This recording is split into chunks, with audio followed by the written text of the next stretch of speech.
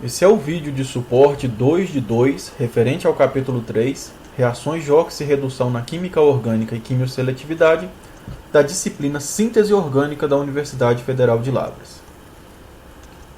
No vídeo anterior, a gente viu que era possível reduzir nitrilas a aminas primárias e iminas a aminas secundárias utilizando os agentes redutores que a gente conheceu, como por exemplo o hidreto de lítio-alumínio e o borhidreto de sódio. Mas nós também conhecemos um outro agente redutor, o hidreto de diisobutil-alumínio, o DIBAL.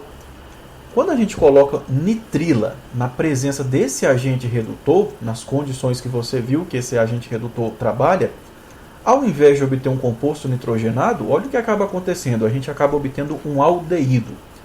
Como que eu explico isso? Por que um composto nitrogenado se transforma num composto oxigenado quando ao invés de utilizar hidreto de lítio-alumínio e borhidreto de sódio, eu utilizo o DIBAL? O que está acontecendo nesse caso? O mecanismo dessa reação não tem muita diferença para o que você já viu antes. A nitrila tem um par de elétrons livre, carga negativa. O alumínio, um átomo com carga positiva. O que vai acontecer é que, por ter orbitais vazios, esse par de elétrons pode se coordenar a esse átomo de alumínio. Uma vez que ele está coordenado, essa ligação alumínio-hidrogênio pode se romper formando um hidreto. O hidreto com carga negativa pode já ao sair daqui se acoplar a esse carbono que tem carga positiva, já que essa ligação tripla é polarizada na direção do átomo de nitrogênio. Uma vez que o hidreto sai daqui e se acopla ao carbono SP aqui embaixo, a ligação π se rompe e vai na direção do átomo de nitrogênio. Eu vou representar tudo isso numa única etapa. Esse par de elétrons se coordena ao alumínio, a ligação alumínio-hidrogênio se desconecta, formando a ligação carbono-hidrogênio, ao mesmo tempo que essa ligação se forma, uma das ligações π se rompe e vai na direção do átomo de nitrogênio. Então, essa nova ligação foi feita com esse par de elétrons livres. Essa ligação carbono-hidrogênio foi feita com hidreto, que se desconectou do átomo de alumínio para se conectar ao carbono positivo da nitrila. Esse par de elétrons era uma das ligações π. Ao mesmo tempo que o hidreto se conecta, a ligação π se rompe e vai para o átomo de nitrogênio. O que acontece agora é que a presença desses grupos isobutil conectado ao átomo de alumínio promove um impedimento estérico e impedem que uma outra molécula de hidreto de diisobutil-alumínio se coordene nesse par de elétrons para promover uma segunda redução dessa ligação dupla. O impedimento estérico aqui não permite essa aproximação, então esse intermediário acaba ficando nesse formato. Só que na última etapa, para você poder descoordenar o átomo de alumínio do átomo de nitrogênio, a gente precisa utilizar o meio ácido. É o meio aquoso ácido que vai desconectar o alumínio do átomo de nitrogênio, igual você já viu antes. O problema é que quando se forma uma imina em meio aquoso ácido, essa imina se hidrolisa para dar origem ao aldeído e o composto nitrogenado correspondente, que nesse caso é o íon amônio, que vem da amônia. Esse mecanismo de hidrólise da imina está no capítulo 2 de revisão de reações importantes. Se você precisar dar uma olhada nesse mecanismo, volta lá e reveja ele. Então é por isso que quando eu submeto nitrila ao contato de DIBAL, ao invés de produzir um composto nitrogenado, ao invés de produzir uma imina, como é o esperado, o tratamento ácido, que é necessário para descoordenar, para desconectar o átomo de alumínio do nitrogênio, acaba promovendo uma hidrólise da imina, para formar esses dois produtos finais, o aldeído e o íon amônio. Um exemplo de síntese que usa essa reação que a gente acabou de ver é essa que a gente vai ver aqui agora. Dá uma olhada nessa nitrila. Eu estou vendo aqui o carbono SP da nitrila e um grupo terquibutil conectado a essa nitrila. Quando eu submeto ela ao tratamento com o hidreto de diisobutil-alumínio e depois submeto isso à condição aquosa ácida, o que acaba acontecendo é a formação desse aldeído. Esse hidrogênio aqui, essa ligação carbono-hidrogênio, veio do hidreto. Esse hidrogênio aqui veio do hidreto. Esse carbono aqui é o carbono SP da nitrila, o que faz a ligação tripla no começo. Uma vez que eu obtive o aldeído, agora esse aldeído pode ser submetido a outras reações que a gente já conhece. Por exemplo, quando eu misturo um aldeído com uma amina primária, em condições ácidas, o que acaba acontecendo é a formação de uma imina. O par de elétrons livres da amina acaba se acoplando à carbonila até que esse oxigênio é expulso na forma de água. Uma vez que eu formei a imina, Agora ela pode ser submetida a uma redução, como por exemplo cianoboridreto de sódio, para produzir então uma amina secundária. Essa etapa que você está vendo aqui é uma aminação redutiva que você já viu no vídeo anterior. E agora que eu formei uma amina secundária, tem aqui um par de elétrons livres, que não está demonstrado. Mas esse tipo de substância reage com, por exemplo, haletos de acila.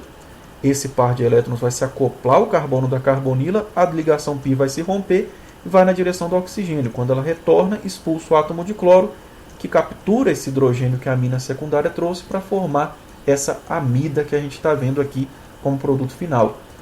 Esse tipo de reação no laboratório é conhecido como síntese linear, quando eu vou transformando a partir de um material de partida, eu vou transformando ele em várias etapas até chegar a um produto final. Isso é o que nós chamamos de síntese linear. Outra coisa que é possível fazer é reduzir o grupo nitro a aminas primárias. Dá uma olhada aqui, ó. Isso é um grupo nitro.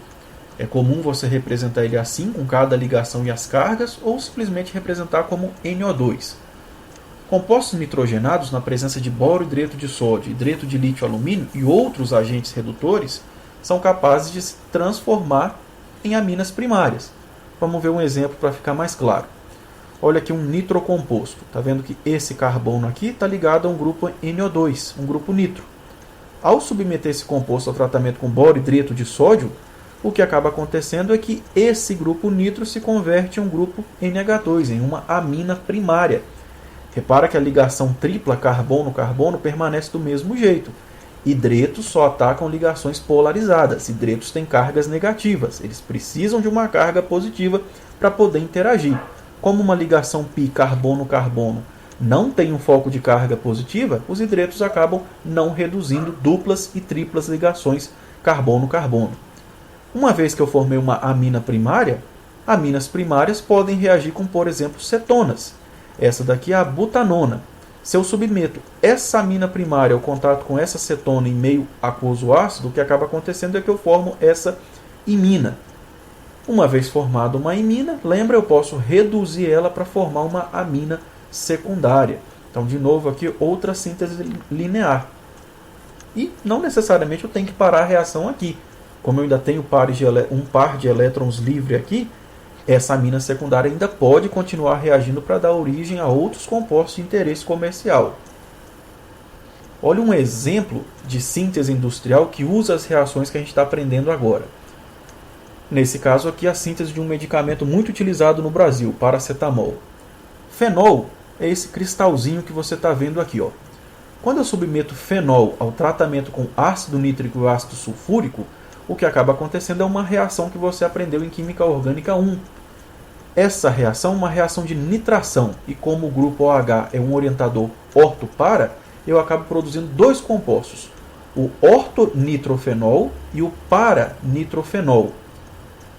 Não tem como, esses dois vão ser produzidos em uma mistura, então o que eu tenho que fazer na próxima etapa é separar, por exemplo, uma purificação cromatográfica, para que eu consiga isolado esse produto dessa nitração. Eu estou de olho nesse composto aqui, o para-nitrofenol. O para-nitrofenol já é esse cristalzinho amarelo que você está vendo do lado de cá. Quando eu submeto o para-nitrofenol em contato com boro-hidreto de sódio, o que acaba acontecendo é uma redução desse grupo nitro, conforme a gente acabou de ver. Grupo nitro pode ser reduzido a grupo NH2 através do contato com agentes redutores. Agora eu formo o para-aminofenol, que é esse pozinho branco que você está vendo do lado de cá. Uma vez formado o para-aminofenol, quando eu reajo ele com anidrido acético, acaba acontecendo uma reação de substituição acílica. O par de elétrons livres do nitrogênio vai atacar o carbono carbonílico, a ligação π vai se romper e quando ela se restabelecer vai expulsar o ânion acetato como um bom grupo abandonador para formar então esse composto, o paracetamol. Outro exemplo também de reação que envolve a redução de um grupo nitro é a síntese do luminol. A redução do grupo nitro ela também pode ser feita por um reagente chamado ditionito de sódio. O ditionito de sódio também é conhecido no laboratório como hidrossulfito de sódio. Ele é um pó cristalino branco com cheiro fraco de enxofre E, embora ele seja estável na maior parte das condições, ele se decompõe em água quente em soluções ácidas. Ele é um reagente muito conhecido nas indústrias de produção de tinturas. Ele também pode ser utilizado no tratamento de água, na purificação de gases, na indústria de alimentos, polímeros e também é utilizado na síntese do luminol, um agente revelador de sangue na química forense. Como que essa reação começa? O material de partida é o ácido 3-nitrofitálico, que é esse composto que você está vendo aqui. Está vendo um grupo nitro aqui nessa posição? Na primeira etapa, a gente coloca o ácido 3-nitrofitálico para reagir com hidrazina. A hidrazina acaba se acoplando a essas duas carbonilas para formar o composto 5-nitrofitалhidrazina. Numa última etapa, agora o composto 5-nitrofitалhidrazina vai reagir com ditionito de sódio para formar o luminol. Esse daqui é o luminol. Está vendo que o grupo NO2 se converte em um grupo NH2. A redução do grupo nitro, então, pode ser feito com boro-hidreto de sódio, pode ser feito com hidreto de lítio-alumínio, mas também pode ser feito com esse reagente aí que você está vendo, esse pozinho branco, chamado ditionito de sódio. Um detalhe que a gente tem que ficar atento nas reações de redução é a parte de estereoquímica. Olha esse exemplo que você está vendo aqui, a butanona. A butanona é um composto que tem uma carbonila ligada a um grupo metil, um grupo CH3, e aqui um grupo CH2CH3, um grupo etil. Esse carbono dessa carbonila é o que a gente chama de carbono proquiral. É um carbono que ainda não é um carbono quiral, ainda não é um carbono assimétrico, mas uma reação química pode converter esse carbono em um carbono quiral, em um carbono assimétrico. Como assim? Quando a gente olha a estrutura da butanona tridimensional, dá uma olhada no carbono dessa carbonila. Esse carbono sp2, como a gente já sabe lá da química geral, ele tem a geometria trigonal plana. Então uma carbonila tem essa face aqui da frente, que nós estamos olhando, mas tem também a face lá de trás. Eu tenho essa parte frontal e a parte de trás dessa carbonila. Isso quer dizer que quando um reagente se aproxima desse carbono positivo aqui para reagir, essa aproximação pode ocorrer aqui pela parte da frente, mas pode ocorrer também lá pela parte de trás. E olha a consequência disso. Quando butanona reage com boro-hidreto de sódio, o hidreto pode se aproximar lá pela parte de trás. Ó.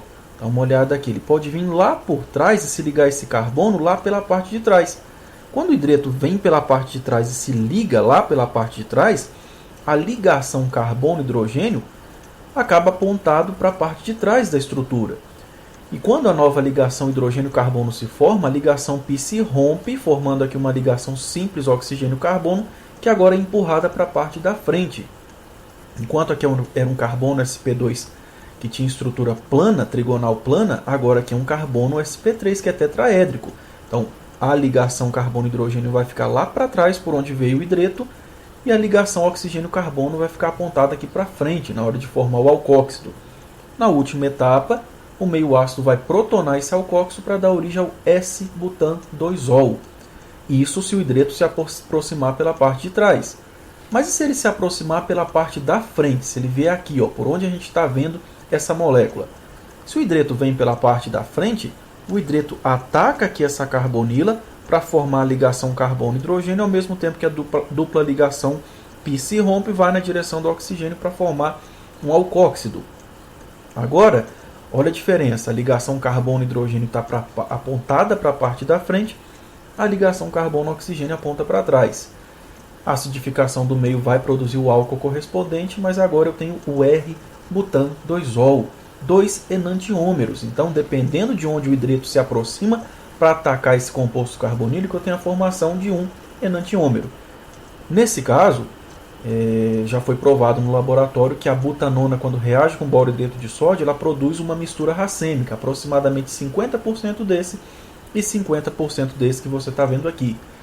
Isso acontece porque nada é capaz de orientar o ataque a ocorrer preferencialmente pela frente ou por trás. É 50% de chance de acontecer pela frente, 50% de chance de acontecer pela parte de trás. Nesse caso, porque isso não é válido para todas as situações. Olha esse exemplo. A cânfora é uma substância extraída de uma árvore chamada canforeira, que tem essas folhas que você está vendo aqui. Isso aqui é um derivado da cânfora. Quando você submete esse composto ao tratamento com boro-hidreto de sódio e depois ácido, O que acaba acontecendo, a gente já sabe, nós vamos reduzir essa carbonila a um álcool secundário. Só que olha o que acaba acontecendo. Eu formo dois enantiômeros. Estão vendo aqui? Um derivado do isoborneol e o outro e o seu enantiômero correspondente. Só que eles não aparecem em igual quantidade, igual a gente viu no caso anterior. Enquanto antes produzia-se 50% de um enantiômero, 50% do outro, nesse caso aí a gente está observando que esse aqui aparece uma quantidade muito maior e esse aqui aparece uma quantidade muito menor. Por que nesse caso um enantiômero está sendo formado majoritariamente e o outro está sendo formado minoritariamente? O que está acontecendo aqui são questões estéricas. Impedimento espacial pode induzir a formação de um enantiômero em maior quantidade em relação ao outro. Como assim? Vamos olhar essa molécula tridimensionalmente, como ela está no espaço. Então eu numerei aqui carbono 1, 2, 3, 4, 5, 6 nesse ciclo. Está aqui, ó, 1, 2, 3, 4, 5, 6. Essa alça aqui do sistema cíclico, que tem os dois grupos metil, é essa que você está vendo aqui, ó, que conecta o carbono 1 ao carbono 4 e tem dois grupos CH3, ou seja, dois grupos metil. Então, para ocorrer a redução dessa carbonila, duas coisas têm que acontecer. Primeiro, a transferência de um hidreto, formação de um alcóxido, na sequência, meio aquoso ácido para formar então um álcool. Tá vendo? Ó, se o hidreto ataca aqui pela parte de cima, o que acaba acontecendo é que essa ligação que estava no plano acaba descendo para formar aqui a ligação oxigênio-carbono, enquanto aqui em cima eu tenho a ligação carbono-hidrogênio. Só que a aproximação pela parte de cima vai encontrar resistência estérica, vai encontrar impedimento estérico por causa desses dois grupos CH3 que você está vendo aqui. A consequência direta disso é que esse composto aqui, ó, onde o grupo OH está lá para trás, ó, quando eu olho, eu estou olhando essa molécula aqui pela parte de cima. Estou olhando essa molécula aqui pela parte de cima. Olha o grupo OH onde ele está lá para trás se o meu rosto tivesse posicionado aqui. Isso explica a formação desse produto como minoritário. Agora, por que o outro aparece como majoritário? Se o boro-hidreto de sódio se aproximar pela parte de baixo, esse ataque nucleofílico hidreto vai atacar aqui no carbono 2, o grupo OH vai se posicionar para cima e o hidreto, a ligação carbono-hidrogênio vai ficar posicionada para baixo, por onde o hidreto veio. Repara que aqui na parte de baixo agora eu não tenho impedimento estérico, eu não tenho impedimento espacial. Por isso que agora eu tenho esse produto majoritário. Questões estéricas, então, são capazes de alterar a quantidade de cada um dos enantiômeros formados. Agora, então, nós vamos começar a falar sobre as reações de oxidação, ou seja, ao contrário das reações de redução. Agora a gente vai ver como que um carbono aumenta o número de ligações com átomo de oxigênio, enquanto diminui o número de ligações com átomo de hidrogênio. Existem alguns agentes oxidantes e a gente vai conhecer alguns deles a partir de agora. Então, 3 deles você já está vendo aqui na tela. O primeiro deles, o permanganato de potássio, é esse sólido violeta cristalino, é um forte agente oxidante. Ele tem que ser mantido longe de glicerina, etanol e outras substâncias orgânicas, além do ácido sulfúrico. Isso porque as reações que ocorrem, elas ocorrem sem controle se não for feito um acompanhamento adequado. Inclusive, elas podem ser fortemente explosivas. Soluções diluídas de permanganato de potássio em água costumam ser bem menos perigosas e dá para trabalhar sem maiores problemas. Já o óxido de cromo, que é esse que você está vendo aqui, é um sólido granular. Ele também é um forte agente oxidante quando reage com substâncias orgânicas que podem ser oxidadas.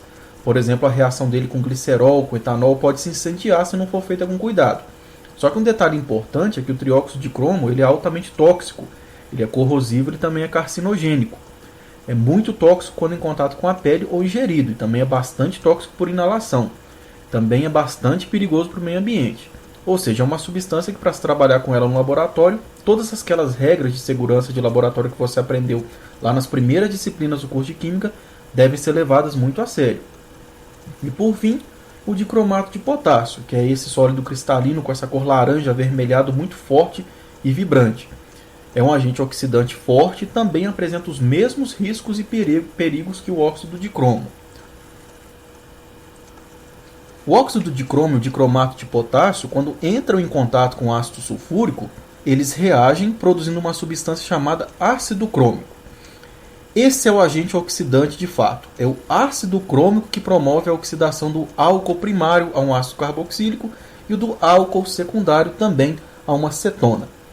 Vamos ver aqui dois exemplos de aplicação dessa reação.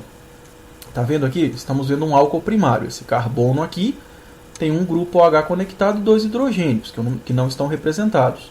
Quando você pega esse álcool primário e no laboratório mistura ele com óxido de cromo e ácido sulfúrico em acetona, você oxida esse carbono primário a um ácido carboxílico, conforme a gente está vendo aqui nesse exemplo. Do mesmo jeito, o uso de dicromato de potássio e ácido sulfúrico em acetona, um solvente, você converte esse álcool secundário em uma cetona. Aqui eu tenho um grupo OH conectado a um carbono secundário. Esse álcool secundário, quando em contato com o agente oxidante, ele acaba sendo oxidado a uma cetona, conforme a gente está vendo aqui. Agora, qual que é o mecanismo que explica essas reações de oxidação? Quimicamente, como elas ocorrem? Por que esse é o agente oxidante de fato? Como que o ácido crômico atua para oxidar um álcool primário a um ácido carboxílico e um álcool secundário a uma cetona?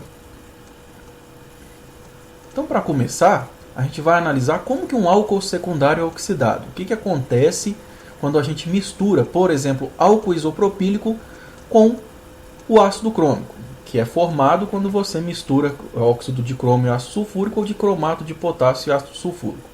Então, esses são os dois reagentes que vão se encontrar dentro do frasco de reação. Por que eles se aproximam?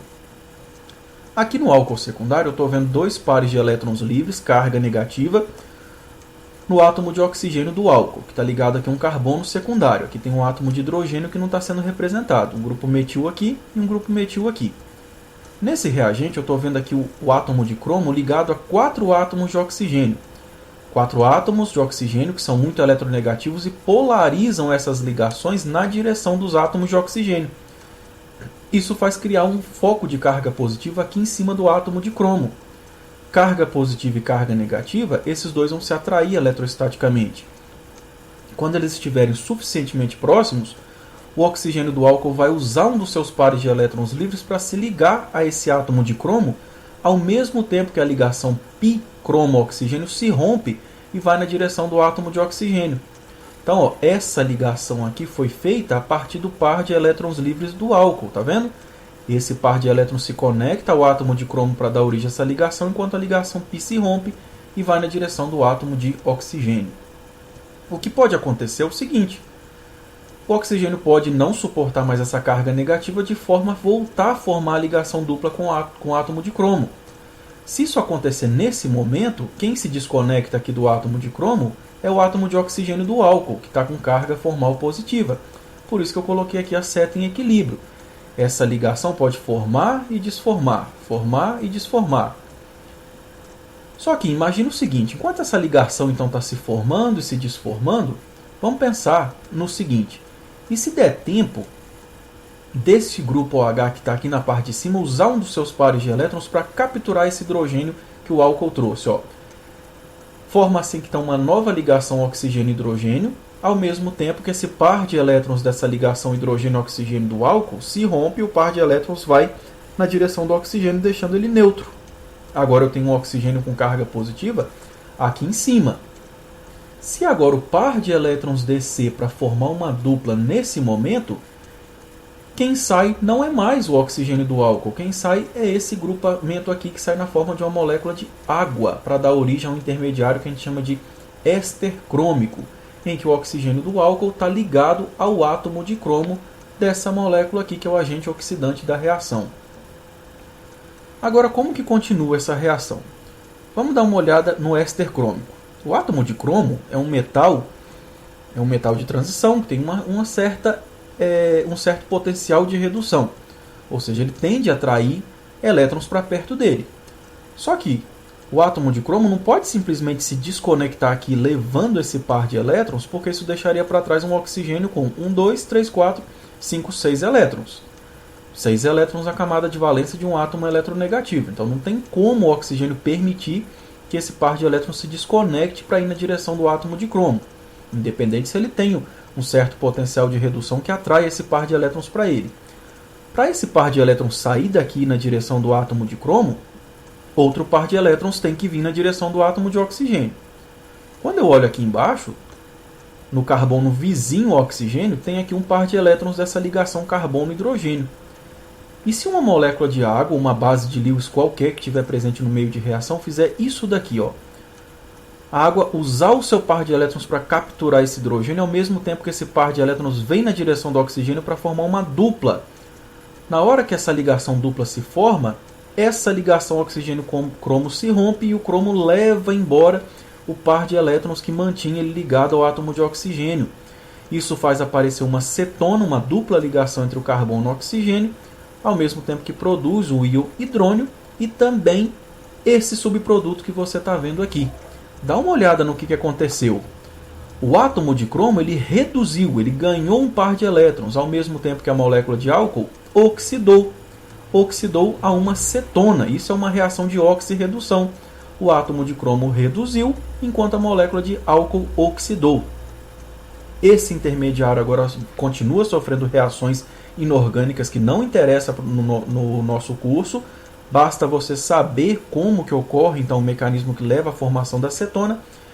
E essas reações subsequentes que esse intermediário sofre acabam formando íons de cromo que tem coloração verde.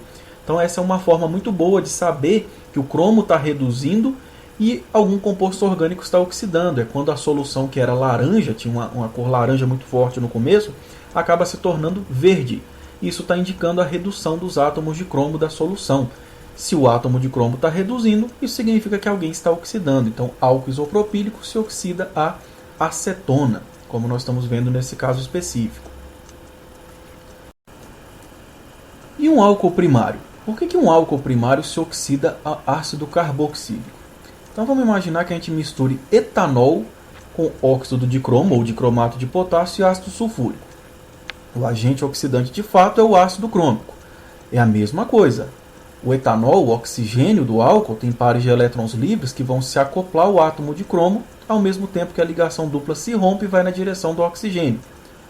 Se ocorrer uma transferência de próton, esse grupo OH usa um dos seus pares de elétrons livres para capturar o hidrogênio que o álcool trouxe, ao mesmo tempo que essa ligação hidrogênio-oxigênio se rompe e agora o oxigênio do álcool está neutro.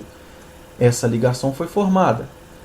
Nesse momento, se o par de elétrons do oxigênio com carga negativa voltar a formar uma dupla, quem se desconecta é esse grupamento OH, que sai na forma de uma molécula de água para formar o intermediário éster crômico. A última etapa é do mesmo jeito que a gente já conversou antes. Embora o átomo de cromo tenha um certo potencial de redução, ele não pode sair daqui levando um par de elétrons sem que outro par de elétrons venha na direção do átomo de oxigênio, um átomo muito eletronegativo. Então, se a molécula de água remove um dos hidrogênios do álcool primário, do etanol, esse par de elétrons pode formar uma dupla, ao mesmo tempo que a ligação oxigênio-cromo se desconecta e o cromo vai embora levando o par de elétrons que mantinha ele ligado ao oxigênio. Repara que agora um dos hidrogênios foi removido do carbono vizinho ao oxigênio, deixando para trás um hidrogênio e um grupo metil, um grupo CH3. Está aqui o hidrogênio e o grupo metil. Esse par de elétrons dessa dupla é o par de elétrons dessa ligação carbono-hidrogênio que foi removida por uma base de Lewis, ou uma molécula de água. Nós já sabemos que esse intermediário continua sofrendo reações subsequentes até deixar o meio com a coloração verde, indicando que uma reação de oxidação está ocorrendo. Agora, por que não é possível parar a oxidação na etapa do aldeído, desse intermediário que a gente está vendo aqui? O que acontece é o seguinte: aldeído em meio aquoso ácido, lembra, você precisa de água para dissolver o ácido sulfúrico, você precisa de água para dissolver o dicromato de potássio, o óxido de cromo. Então não tem como não ter água e ácido no seu meio reacional. Quando o aldeído se encontra com o íon hidrônio, por exemplo, ele pode capturar um desses hidrogênios do íon hidrônio para formar um aldeído protonado. Agora nós já sabemos que quando o aldeído protona, uma nova ligação oxigênio-hidrogênio se forma aqui, esse oxigênio com carga positiva polariza ainda mais essa ligação dupla, criando um grande foco de carga positiva no carbono. Tão grande que a molécula de água pode usar um dos seus pares de elétrons livres para se acoplar a esse carbono, ao mesmo tempo que a dupla ligação π se rompe, formando então um hidrato, um diol, como a gente já viu lá nas reações de revisão do capítulo 2. É o hidrato que agora vai continuar reagindo com o ácido crômico. O hidrato são dois grupos OH com pares de elétrons livres. Eles podem, de novo, se acoplar ao átomo de cromo, formando a ligação oxigênio-cromo, ao mesmo tempo que a ligação π se rompe e vai na direção do oxigênio de cima. A transferência de próton pode colocar esse hidrogênio que veio do hidrato agora no grupo OH, que está aqui na parte de cima do ácido crômico. Quando esse par de elétrons voltar a formar uma dupla, ele expulsa a molécula de água, dando origem de novo àquele intermediário que nós já conhecemos, o éster crômico. E repara que agora, de novo, a mesma situação. Essa ligação não pode se desfazer, esse par de elétrons não pode ir na direção do átomo de cromo, se outro par de elétrons não vier na direção do oxigênio. Mas repara que eu ainda tenho um átomo de hidrogênio sobrando aqui embaixo. Uma base de Lewis, por exemplo, a molécula de água, pode remover esse hidrogênio. Na hora que ela captura esse hidrogênio, o par de elétrons forma uma dupla carbono-oxigênio e o átomo de cromo vai embora, levando o par de elétrons que mantinha ele ligado ao átomo de oxigênio. Esse par de elétrons é o par de elétrons dessa ligação. Essa dupla nova ligação dupla que foi formada, esse par de elétrons da dupla, é o par de elétrons que estava aqui na ligação carbono-hidrogênio que você está vendo aqui embaixo.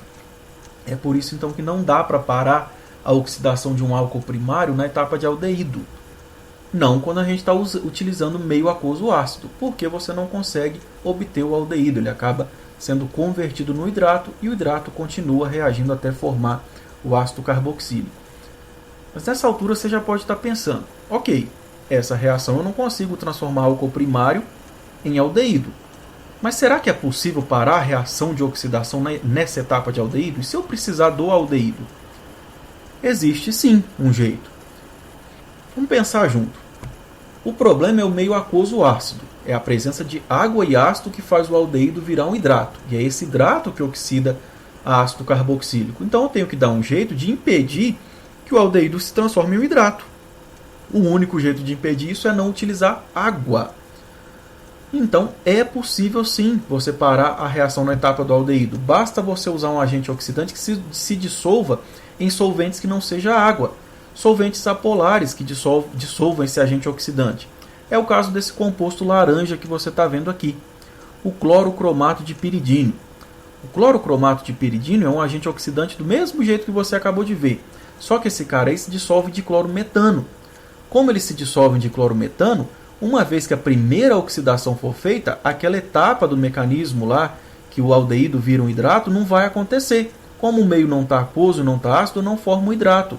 O aldeído vai permanecer na forma de aldeído e você consegue parar a oxidação nesse estágio. Olha um exemplo. Propanol, quando dissolvido em clorocromato de piridínio e de clorometano, você oxida esse álcool primário a um aldeído. E esse aldeído não se oxida a ácido carboxílico. Esse é o grande segredo então de se usar clorocromato de piridínio. É que a solubilidade dele ocorre de clorometano. Você não precisa de água, de meio aquoso ácido, para solubilizar os reagentes da reação. Então você acaba parando a reação no estágio de oxidação do aldeído. Vamos ver agora um exemplo de aplicação dessas reações na indústria de perfumes. O nerol é uma substância encontrada em muitos óleos essenciais, como a erva cidreira e o lúpulo. Ele foi originalmente isolado do óleo de neroli, daí o nome dele. É um líquido incolor que possui um aroma de rosa doce e é bastante usado na indústria de perfumes. Quando você pega o nerol, que já é um desses ingredientes da indústria de perfumarias, e submete ele ao contato com clorocromato de piridínio em diclorometano, lembra o que acontece nessa situação? Álcoois primários não vão se oxidar até a etapa de ácido carboxílico, porque eu não estou utilizando meio aquoso ácido. Eu não vou formar o hidrato. O resultado é que a gente acaba oxidando o álcool primário a um aldeído. E o nerol se converte em uma substância chamada neral. Já o neral tem um odor de limão um pouco adocicado. Ele é usado na perfumaria pelo seu efeito cítrico. Esse neral também é utilizado na indústria alimentícia para fortalecer aroma artificial de limão.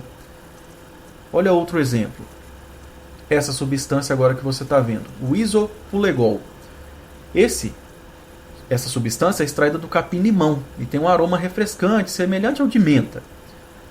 Quando você submete esse composto ao contato com dicromato de potássio, ácido sulfúrico e acetona, repara agora que você está utilizando o agente oxidante é o ácido crômico. Lembra que a gente viu anteriormente.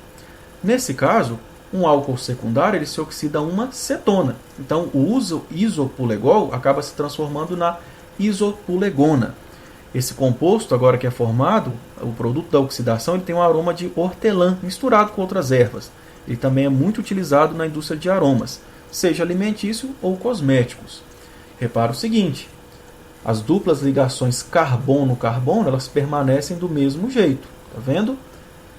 Esses agentes oxidantes, se eles forem utilizados na proporção correta e em condições corretas, você consegue não oxidar as ligações duplas carbono-carbono e oxidar somente álcool primário, aldeído ou ácido carboxílico, e álcool secundário, a cetona. Então agora você vai terminar de ler o capítulo 3 da apostila, fazer os exercícios relativos a essa parte. Então, qualquer complementação que seja necessário, o livro-texto é o Solomos e está disponível no site da biblioteca.